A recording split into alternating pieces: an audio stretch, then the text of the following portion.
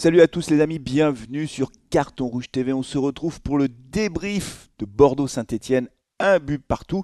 C'est un débrief à froid, j'enregistre ce débrief dimanche matin, donc le lendemain du match. Donc forcément, qui dit débrief à froid dit débrief plus apaisé certainement que lorsque je l'ai fait à chaud et que je suis encore sous le coup de l'émotion du match. Et puis surtout débrief plus long, vous le savez, c'est en général des débriefs qui durent un peu plus longtemps. Donc si vous avez le temps, bah voilà, vous vous installez tranquillement, on va faire le débrief de ce match, on va aborder plusieurs sujets sur cette vidéo parce qu'il y a quand même pas mal de trucs à dire sur cette rencontre. On évoquera bien sûr le fil du match, comment s'est déroulé ce match, parce que là aussi il y a des trucs à dire, des trucs bien et puis des trucs qui nous agacent encore un peu quand même, malgré tout, il faut le dire. Je vous proposerai également un petit tableau noir, pas très long, mais quand même sur le but bordelais, quand même, on fait de grosses erreurs défensives et on regardera ça tranquillement sur ce petit tableau noir.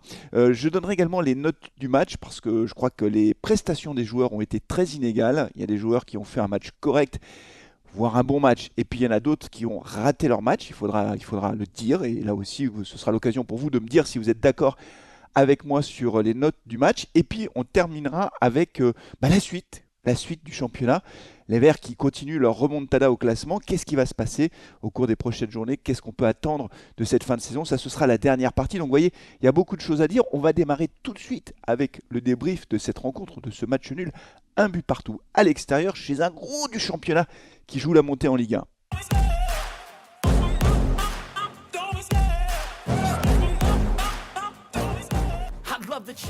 Allez, on commence avec le débrief du match. Match nul, un but partout.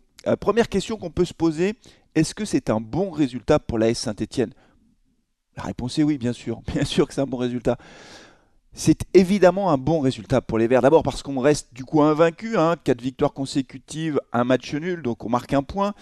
Donc comptablement, ça fait nos affaires. On en parlera tout à l'heure sur la dernière partie de cette vidéo. Qu'est-ce qui peut se passer maintenant puisque on continue à remonter au classement. Donc déjà, d'un point de vue arithmétique, c'est un bon résultat qui nous permet de continuer à grappiller quelques places au classement. Et puis surtout, on va chercher un point chez une équipe qui joue la montée en Ligue 1, il faut le dire clairement.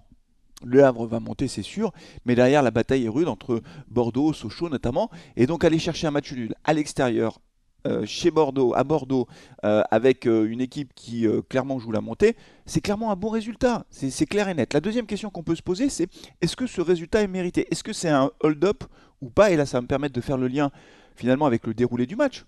Mais non, c'est pas un hold-up. Quand j'entends l'entraîneur de Bordeaux qui à la fin du match dit ah, Saint-Etienne n'a rien montré en deuxième mi-temps, bah, moi je réponds Bordeaux n'a pas montré grand-chose en première mi-temps. Parce que c'est vrai qu'il y a eu deux mi-temps différentes en réalité, mais au global, franchement, si Bordeaux avait gagné ce match, moi j'aurais qualifié ça de hold-up. Parce que quand on regarde les statistiques, quand on regarde les occasions, franchement, c'était pas vraiment mérité de voir Bordeaux gagner ce match. C'était pour moi même un hold-up. En fait, il y a eu deux temps hein, dans ce match. Une première mi-temps qui a été clairement à l'avantage des Stéphanois et une deuxième mi-temps durant laquelle les Verts ont été beaucoup plus en difficulté parce que je pense que Bordeaux a un peu changé son dispositif de jeu et donc ça nous a empêché de déployer notre jeu. Mais en première mi-temps, on a vraiment eu des Stéphanois qui se sont créés les plus grosses occasions, même si Bordeaux, en tout début de match, par l'intermédiaire de c'est Bakwa qui avait enroulé sa frappe, qui n'était pas cadré, mais qui était une très belle frappe. Hein. Il avait fait un peu un passement de jambe, comme ça, une feinte de corps devant Thomas Monconduit. C'est lui qui s'est créé la première occasion du match. Et après, l'Arseneur a plongé aussi dans les pieds d'un attaquant au Bordelais. Mais globalement, c'est à peu près tout ce que les Bordelais ont montré au cours de cette première mi-temps. Alors que côté stéphanois, franchement, on a eu beaucoup d'occasions. D'ailleurs, on aurait dû revenir à la mi-temps en menant au score si la logique avait été respectée et surtout si on avait été un peu plus réaliste. Alors il y a Nkunku qui s'est créé deux occasions, hein, coup sur coup. Nkunku, coup sur coup. Bon, je sais pas, c'est pas très drôle comme jeu de mots, mais enfin c'était la réalité puisque c'était la 25e et la 26e minute. La première occasion, bah, elle est très belle, je trouve, et c'est Lobry hein, qui est à l'origine de cette occasion. Victor Lobry qui traverse le terrain, il est au milieu de terrain, il est quasiment sur la ligne médiane, et il va lever son ballon, il va chercher Nkunku qui est parti dans le dos de la défense, il est très rapide, et c'est un ballon magnifique hein, que donne Victor Lobry. Franchement, Nkunku, c'est pas facile parce qu'il est en pleine vitesse, il arrive quand même à garder le contrôle du ballon, et il s'approche du but, il va croiser sa frappe, il est un petit peu gêné par son défenseur, je crois que c'est Bokele qui est à ce moment-là en train de le gêner, et donc la frappe passe juste à côté du poteau des buts gardé par Poussin. C'est la première occasion. Et la deuxième occasion, alors là, il n'est pas sur le côté, il est quasiment plein axe. Mais c'est encore Victor Lobry hein, qui bloque un peu avec son corps et qui transmet le ballon à Nkunku, qui là encore part tout seul. Hein. On commence à avoir l'habitude un petit peu de ces raids de Nkunku et qui va finalement arriver à l'entrée de la surface de réparation, va se décaler un peu parce qu'il est gêné par un joueur et va croiser sa frappe. Et là aussi, elle passe juste à côté des buts de Poussin. Et puis, c'est pas fini puisque les Verts vont se recréer encore deux grosses occasions avant la fin de la première mi-temps. Une première occasion avec Apia. Alors c'est Wadji qui va décaler Apia sur le côté. Apia qui va centrer fort à ras de terre. Et c'est un défenseur bordelais, en l'occurrence c'est Barbet, qui va dégager comme il peut, mais il dégage sur le poteau bordelais. En fait, ça a failli être un but contre son camp. Grosse occasion pour les Stéphanois. On pensait en rester là, et non. Une dernière occasion stéphanoise, certainement la plus nette, celle qui laisse, je pense, le plus de regrets, puisque là c'est Crasso qui va faire une petite talonnade pour Thomas Monconduit. Monconduit qui rentre dans la surface de réparation, il accélère, et puis il va faire une passe en retrait. Qui est là? C'est Wadji. Wadji qui est un petit peu déséquilibré, je ne sais pas comment il s'y prend. Enfin bref, il reprend le ballon, il est au 6 mètres et il met le ballon au-dessus. Je pense que c'était plus difficile de la mettre au-dessus que de cadrer sa frappe. C'est une très grosse occasion. J'ai vraiment regardé encore l'occasion au ralenti. À un moment donné, je me suis dit peut-être qu'il y a eu un faux rebond. Vous savez, quelquefois, le ballon, quand il arrive à ras de terre, il suffit qu'il y ait une petite mode de terre ou je sais pas quoi, puis le ballon rebondit un peu. Et du coup, le joueur, il frappe, mais comme le ballon rebondit un peu, son pied passe sous le ballon, ce qui fait que le ballon décolle. Ça peut être l'explication en réalité d'une frappe ratée à ce point-là, si près du but. Bah non, pas du tout. Hein. Le ballon ne rebondit pas, donc il est vraiment à ras de terre. Et c'est Wadji qui vraiment se loupe sur cette occasion. C'est vraiment dommage parce que là, si on marque à ce moment-là, c'est sûr que marquer juste avant la fin de la première mi-temps, ça change complètement la donne psychologiquement. On part au vestiaire, tranquille. Moi, je me fais monter à la mi-temps, on revient. On se dit quand même sur le chat pendant le live, on dit attention, hein, pour le premier quart d'heure, comme d'habitude, il faut rester concentré parce que là, on a toujours des problèmes de concentration, on n'y arrive pas. Ah, mais moi, j'ai pas le temps de boire une gorgée de mon thé vert, qu'est-ce qui se passe? Paf! C'est une ouverture, alors je crois que c'est Mwanga qui va faire une grande balle dans le dos de la défense stéphanoise. C'est Franck Sergio qui est là, qui remet de la tête. Bah pour qui? Pour Badji, qui lui va frapper une première fois. L'Arseneur repousse, mais ça revient dans les pieds de l'attaquant bordelais, qui va ouvrir le score. On joue depuis 30 secondes, c'est-à-dire qu'en fait, les joueurs stéphanois ils sont encore au vestiaire. Bordeaux a repris le match et voilà, ça fait 1-0. C'est c'est- c'est pénible. C'est pénible parce que ce scénario-là, on l'a eu je sais pas combien de fois cette saison, soit en toute fin de première mi-temps, soit en tout début de deuxième mi-temps, soit en tout début de match. Voilà, on a des problèmes de concentration, je sais pas. Alors en plus, ce qui est rageant, c'est que j'entendais un joueur en conférence de presse d'après-match qui disait qu'il s'était bien dit à la mi-temps, attention, il faut vite revenir dans le match, mais ça marche pas quoi. Enfin, à un moment donné, c'est pas bon. Alors là, évidemment, c'est plus du tout le même match, surtout que Bordeaux, je trouve, a joué un peu plus haut. En tout cas, ils nous ont beaucoup plus gênés. En deuxième mi-temps, franchement, on se crée quasiment aucune occasion. C'est vrai que de ce point de vue-là, l'entraîneur de Bordeaux a raison. On n'a pas montré grand-chose en deuxième mi-temps. Et puis quand même la première mi-temps, du coup, hein, parce que la première mi-temps, il n'en parle pas, mais en deuxième mi-temps, on a été en difficulté. Et en fait, on court après le score.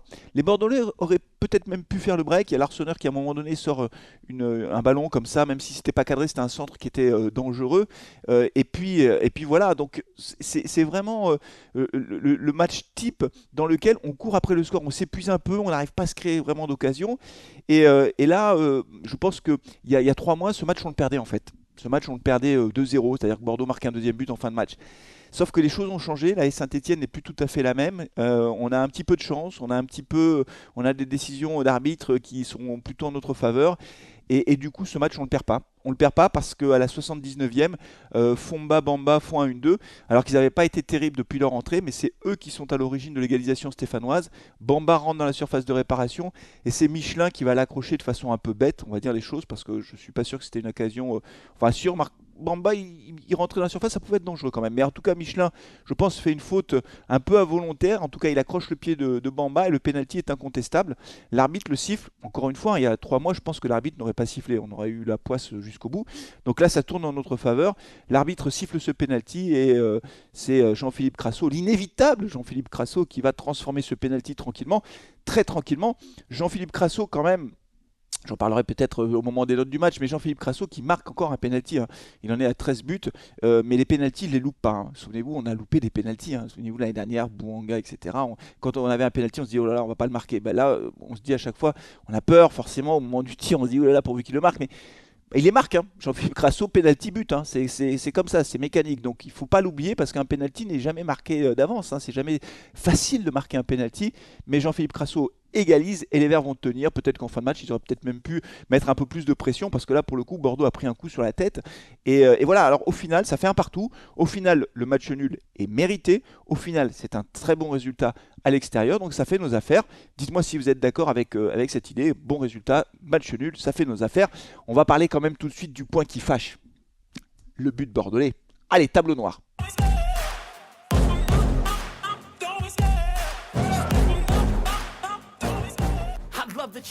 Allez, on fait un petit tableau noir, les amis. Il n'y aura pas 150 séquences parce qu'il n'y a pas besoin d'en mettre 150 parce que ce but est d'une simplicité déconcertante et d'un agacement total. Et là, il y a un joueur qui est responsable. Il n'y en a pas 36, je pense. Il y en a un qui porte une responsabilité particulière sur ce but et ça me fait de la peine de vous dire ça parce que j'aime bien ce joueur.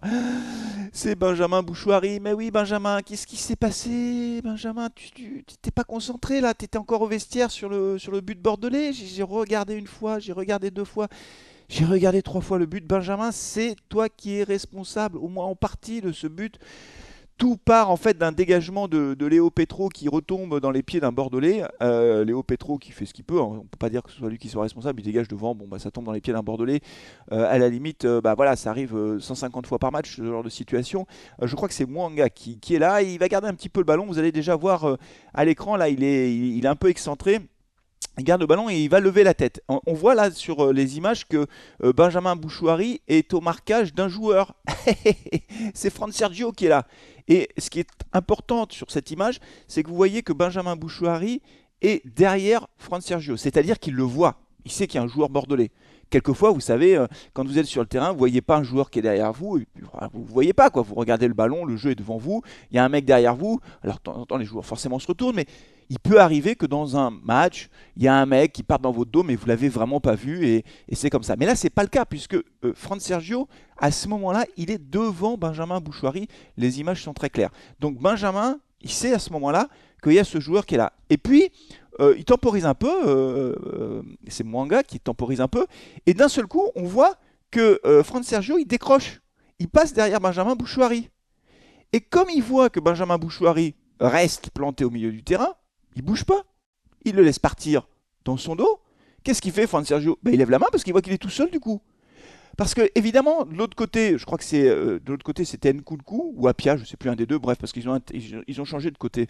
Le défenseur latéral stéphanois, lui, il est trop loin en fait, parce que lui, il est en position éventuellement de mener un contre. C'est pas lui qui est au marquage, donc le temps qu'il revienne, c'est trop tard. Fran Sergio, il a pris trop d'avance en fait. Les défenseurs centraux, eux, ils n'y sont pas non plus, donc c'est pour ça que je dis que le principal responsable, c'est Benjamin Bouchouari, mais la défense stéphanoise, elle est aux abonnés absents là-dessus, c'est-à-dire qu'un défenseur central, normalement, il doit couvrir une erreur de marquage du milieu de terrain. Un milieu de terrain qui se loupe sur un marquage, ça arrive aussi plein de fois dans un match. Et là, pour le coup, c'est aux défenseurs centraux de couvrir en quelque sorte, de compenser cette erreur de marquage. Et là, la défense centrale, elle n'y est pas. Donc, ce qui fait que Fran Sergio, il se retrouve tout seul. Il n'est pas hors jeu du tout. Au moment de la passe magnifique de Mwanga, elle est très belle cette passe, hein. Elle arrive. Qu'est-ce qu'il fait? Il est un peu le ballon arrive haut, donc il joue très intelligemment le coup. Il fait une passe en retrait de la tête. Et là, derrière, bah voilà, on sait ce qui s'est passé. Ça fait but derrière. Il s'y reprend à deux fois l'attaquant bordelais, mais ça fait but, ça fait 1-0 pour Bordeaux. En fait, donc ce que l'on voit, c'est qu'il y a un problème de concentration et de marquage de Benjamin Bouchouari au départ. Le joueur, il part dans le dos de Benjamin Bouchouari qui lui reste statique, il ne bouge pas, donc il se retrouve tout seul. La défense stéphanoise, elle n'y est pas non plus sur ce coup, et ça fait 1-0. Ce qui est embêtant, c'est que c'est une accumulation d'erreurs. Alors après, vous allez me dire, ouais, mais s'il n'y a jamais d'erreur dans le foot, il n'y a jamais de but. C'est vrai. Donc bon, c'est comme ça arrive de faire des erreurs. Et l'essentiel, encore une fois, c'est qu'on ait fait match nul.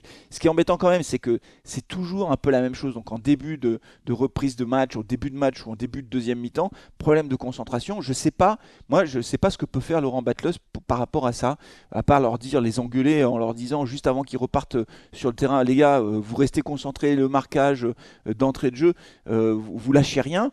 Je pense que c'est ce qu'il dit, j'imagine, parce que c'est arrivé plein de fois.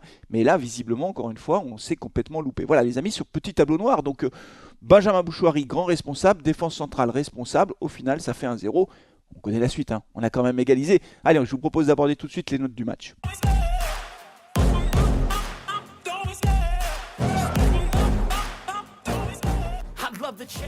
Allez, c'est les notes du match. C'est sûrement là que les discussions entre nous seront, non pas les plus vives, mais les plus partagées, puisqu'on n'aura pas forcément les mêmes avis sur les joueurs et sur les notes du match. Je vais essayer d'être un peu plus sévère, parce qu'en fait, ce que je remarque, c'est que quand je donne les notes du match, avec le recul, à chaque fois, je suis assez gentil, en fait, comme garçon.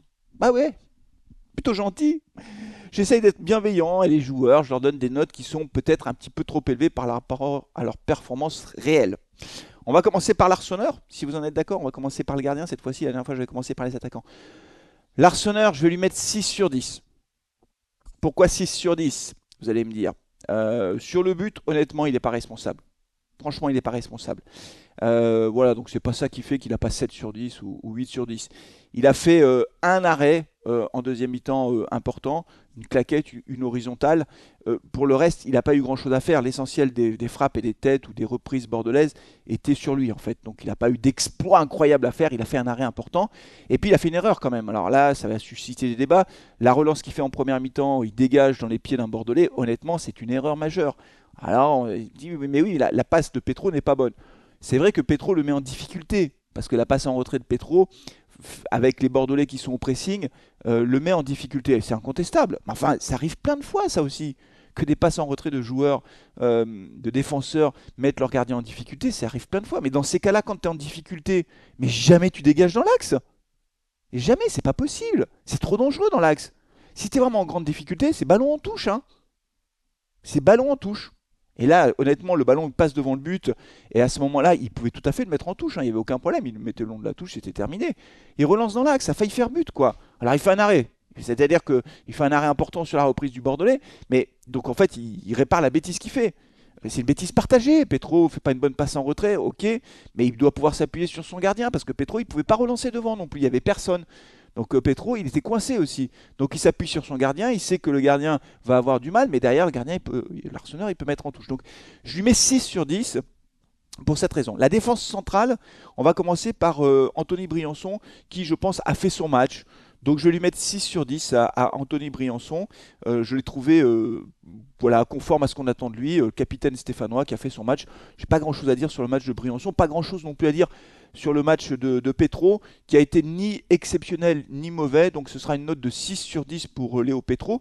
J'ai trouvé Seydou Sow plus intéressant. Voilà, si je devais sortir un joueur de la défense centrale dans ce match, c'est Seydou Sow. Je trouve que voilà, il est mieux encore. Le fait d'enchaîner les matchs, je pense, lui donne confiance. Il a fait notamment à un moment donné un retour défensif très spectaculaire. Hein. Il a fait l'effort, il a fait un tacle derrière très propre. Il n'a pas fait faute, c'était un tacle, en plus il était derrière le joueur. C'est pour ça que je dis tacle derrière. Vous savez, tacle par derrière, ça peut se finir avec un carton rouge. Hein. Et nous, on le sait sur Carton Rouge TV que ça peut se terminer avec un carton rouge si c'est mal maîtrisé. Ben non, il a bien maîtrisé son tacle et il a fait l'effort défensif. Seydou Sow, 7 sur 10. Voilà, c'est pour moi celui qui a été le meilleur défenseur central, mais la discussion est ouverte. Nkunku, 7 sur 10 aussi. Nkunku 7 sur 10 parce que sur le plan offensif, on sent quand même que c'est un atout supplémentaire pour l'équipe de l'AS Saint-Etienne. Il a encore failli marquer cette fois, deux occasions, deux grosses occasions. Voilà, alors il ne faut pas qu'il oublie les replis défensifs, c'est un peu ça le danger, c'est-à-dire que comme il multiplie les efforts devant, il faut qu'il pense à redescendre quand on a des temps durant lesquels on est moins bien, c'est-à-dire quand on a un temps fort de l'adversaire, il faut absolument faire les replis défensifs. Mais Nkunku 7 parce que on sent que quand il prend le ballon, voilà, il peut se passer quelque chose, il accélère. Et on a vu ces statistiques, elles sont très intéressantes à la fois sur ses passes décisives, sur sa capacité à aller provoquer des fautes, y compris dans la surface de réparation, sa capacité aussi à être décisif. Donc ça, c'est très bien Nkunku. Apia, je vais lui mettre 6 sur 10, même s'il a fait un centre qui aurait pu se terminer par un but. J'ai trouvé Apia peut-être un petit peu moins en évidence que Nkunku, mais il a fait son match. J'ai envie de dire que Apia, Denis Apia, c'est un peu à l'image de Briançon et Petro, il a fait son match. Milieu de terrain. Benjamin. Ça me fait de la peine de dire ça, Benjamin, mais t'as raté ton match. Voilà, ça arrive. Ça arrive, ça peut arriver. Tu es jeune, c'est un jeune joueur. Il a le droit de rater un match. Mais hier, il n'y était pas du tout. Il est sorti à la 65e minute. Benjamin Bouchoirie, 4 sur 10. Ah, mais oui, la sanction est terrible. Ah oui, ça me fait de la peine de mettre 4 sur 10 à Benjamin Bouchoirie. Surtout que sur le premier but, tu es responsable. Donc voilà, ça fait 4 sur 10. C'est pas très grave.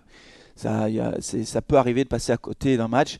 Il n'a pas réussi ce coup-ci à faire ce qu'il fait d'habitude, c'est-à-dire se tourner, se mettre dans le sens du jeu, porter le ballon devant, je l'ai trouvé moins bien. Voilà, c'est tout simple. Je pense que ça a été le Stéphanois qui a été le plus en retrait au cours de cette rencontre. Toujours les milieux de terrain, on va poursuivre avec Victor Lobry. Victor Lobry qui n'a pas été exceptionnel, mais quand même, il a fait cette passe pour Nkunku. Il a fait preuve de beaucoup de travail offensif. Voilà, il court beaucoup, Victor Lobry. On voit, c'est pas toujours très spectaculaire, mais il a fait son match. Et quand on fait son match, on a un 6 sur 10. Je l'ai trouvé plutôt correct. Voilà, il n'a pas été étincelant, mais il a été correct et il aurait pu être passeur décisif.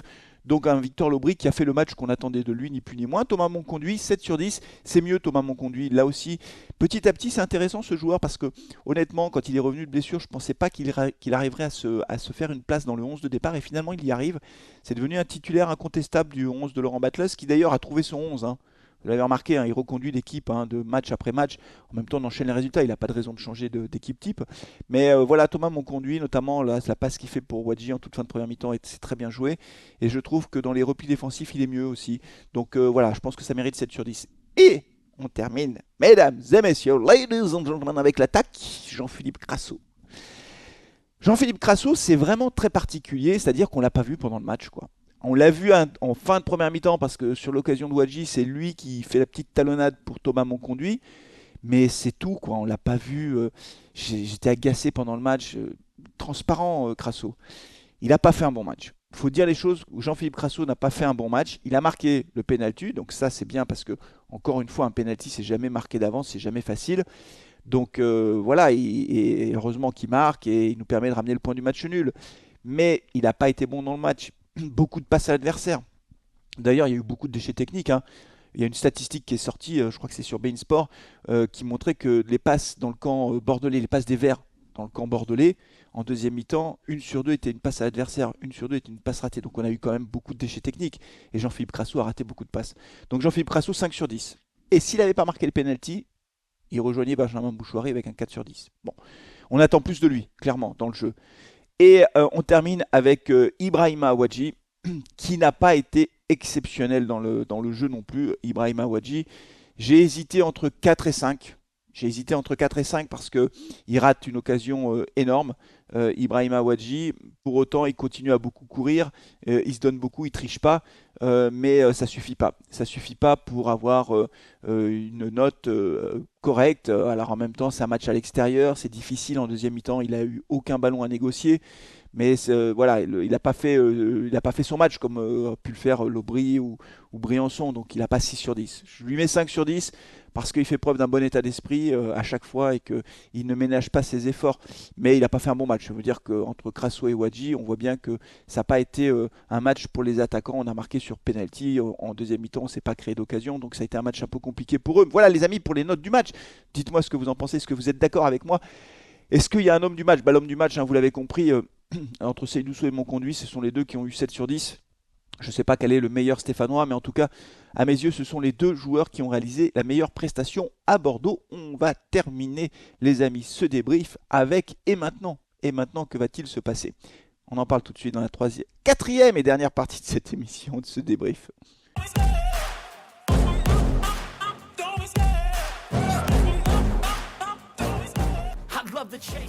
Allez, on termine avec le Et maintenant. Maintenant, déjà, on peut déjà dire une chose. Je ne veux pas trop m'enflammer, mais on gratte des places au classement. On est plutôt bien au classement. Vous le savez, on a pris 2 places puisque au moment où j'enregistre ce débrief, on est 13e. On est passé devant Paris, on est passé devant Laval. Donc ça, c'est bien. Ça, c'est très bien parce qu'on se rapproche du milieu de classement en quelque sorte avec 31 points. Guingamp qui est 10e à 34 points. Voilà, et le premier non relégable, Dijon, à 26 points. Donc on a 5 points d'avance sur Dijon et un goal average qui nous est plutôt favorable.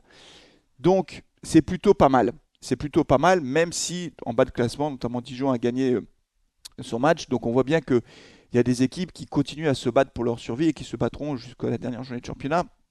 Malgré tout, le sentiment que j'ai, c'est qu'on ne descendra pas. Alors, je ne pense pas qu'on puisse descendre compte tenu des performances qu'on enregistre depuis le début de l'année et quand je vois le contenu des matchs. Voilà. J'ai été très inquiet honnêtement après la défaite face à Bastia. Je me demandais comment nous allions nous en sortir. Force est de constater que l'équipe va beaucoup mieux. Évidemment, on reste sur cette série de 5 matchs sans défaite, 4 victoires et un match nul. Et donc, je suis plus optimiste. Euh, Quand on regarde les performances de l'équipe, je ne parle même pas des matchs qu'on a pu faire face à Annecy, face à Pau, face à Nîmes, etc. Euh, Si on prend le match à Bordeaux, aller faire match nul à l'extérieur chez le numéro 2 du championnat, franchement, c'est un bon résultat. Si on regarde notre performance à domicile face à Sochaux, qui est un gros cadre du championnat, on aurait dû gagner ce match. On n'est pas passé loin. Donc même face aux grosses équipes, aujourd'hui, on a des performances, des matchs qui sont plutôt bons. On est à peu près au même niveau. On était au même niveau que Bordeaux. Franchement, Bordeaux nous a pas écrasé de sa supériorité, c'est pas vrai. Sochaux nous a pas écrasé de sa supériorité. Donc on voit bien que le niveau en Ligue 2, quand même, les niveaux se valent beaucoup. Hein, il n'y a pas des écarts incroyables. Il y a Le Havre. Si, Le Havre est hors catégorie. Très bien, Le Havre va être champion.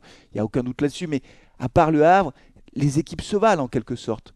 Et en fait, nous, aujourd'hui, on a une équipe qui va beaucoup mieux. Alors la suite du championnat, qu'est-ce qui va se passer? On va recevoir Amiens. Franchement, Amiens, c'est une équipe qui est à notre niveau. Amiens, ils sont 9e, ils ont 36 points. Si on n'avait pas nos 3 points de pénalité, on serait au même niveau qu'Amiens, quasiment. Voilà, après, on va se déplacer au Havre. Donc là, ça va être beaucoup, beaucoup plus compliqué, puisque le match au Havre, en plus à l'extérieur, franchement, je pense que ça va être mission impossible pour les Stéphanois. Si on ramène le point du match nul, ce sera quelque chose d'assez exceptionnel. Mais après, on va rencontrer de nouveau des équipes à notre portée. Hein. On va recevoir Niort, par exemple. Voilà, la 29e journée, on reçoit Niort qui est dernier. Ce match, franchement, on devrait pouvoir y arriver. Après, on aura un match à Paris.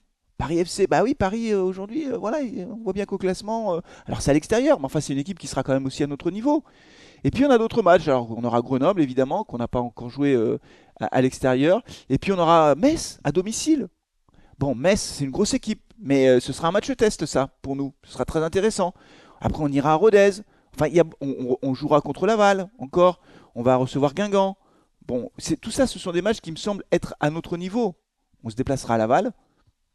On va recevoir Quevilly-Rouen. Vous vous souvenez du match aller? Moi, je me souviens encore de ce match. Voilà, donc, bon, ce sont des matchs qui seront certes pas faciles, mais je pense vraiment qu'aujourd'hui, on commence à être tiré d'affaire. Encore une fois, c'est pas définitif. Il suffit qu'on enchaîne 2 défaites consécutives pour que de nouveau on se mette à douter. Mais quand je vois l'équipe, la capacité de l'équipe à ramener le point du match nul de Bordeaux alors qu'on est mené, notre capacité à enchaîner les victoires, je pense qu'on a fait le plus dur. Voilà. Alors dites-moi si vous êtes d'accord. Je- Est-ce que vous êtes encore inquiet? Bon, est-ce qu'on va se maintenir? Quand j'ai fait le sondage sur la chaîne, très clairement, tout le monde pense qu'on va se maintenir. Enfin, une écrasante majorité des supporters stéphanois. Je pense que ça va mieux. Voilà. Un dernier mot. Je ne peux pas terminer ce débrief sans dire un mot des supporters stéphanois et des supporters bordelais. Vous avez vu le beau tifo, frère pour toujours en anglais. Euh, on a vraiment un public exceptionnel. Voilà, c'est ça aussi la spécificité de l'AS Saint-Étienne, c'est qu'on n'est pas un club comme les autres. Et c'était sympa de voir cette image. Alors on le sait, hein, les ultramarines, les ultras bordelais et les ultras stéphanois s'entendent parfaitement bien. Il y a une vraie amitié entre les groupes de supporters. Et à chaque fois que les deux équipes se rencontrent, il y a toujours des tifos qui montrent l'amitié qui unit les deux groupes de supporters, les deux groupes d'ultras, enfin les ultras des deux clubs, je vais le dire comme ça. Mais c'est toujours sympa de voir ça. On est content de voir ce type d'image. Et c'est toujours très beau à voir. Et voilà, mais un grand coup de chapeau aux supporters stéphanois. Il y aura du monde face à Amiens. Il y avait du monde à Bordeaux, hein, 27 000 spectateurs. Il y aura du monde aussi face à Amiens parce que le public stéphanois a simplement envie de revoir cette équipe de Saint-Étienne le plus vite possible en Ligue 1. Ce ne sera pas cette année, il faut être clair. Mais espérons qu'on remonte très vite en Ligue 1 parce qu'on n'a rien à faire en Ligue 2. Rien à faire en Ligue 2. On a un club, un public de Ligue 1, un passé de Ligue 1. Donc notre place, c'est pas en Ligue 2. Voilà, alors on va se sauver cette année certainement. Ce sera déjà une mission de remplie parce que franchement, à la trêve du mercato d'hiver, on n'était pas optimiste du tout. J'étais pas optimiste. Ça va mieux, mais vivement qu'on revive des matchs de Ligue 1, des grandes affiches à domicile, à l'extérieur. On a besoin de ça à Geoffroy Guichard. On mérite ça, tout simplement. Nous méritons, nous, supporters stéphanois, de vivre des grandes soirées de Ligue 1 et peut-être même des soirées de Coupe d'Europe. On n'en est pas là encore, hein, les amis. On n'en est pas là. Allez, on se retrouvera pour l'avant-match face à Amiens. Notez quand même dans votre agenda, mardi soir, carton rouge le mag. Un gros mag qui nous attend. Avec les copains de carton rouge en direct à partir de 20h30, certainement 20h30, 20h45. Vous en saurez plus, on mettra ça sur la chaîne et on sera en partie au studio Arverne. Donc ne loupez pas Ce mag, on va se régaler, ça va tacler comme d'habitude. Allez, prenez soin de vous, de vos proches et allez les verts. Ciao.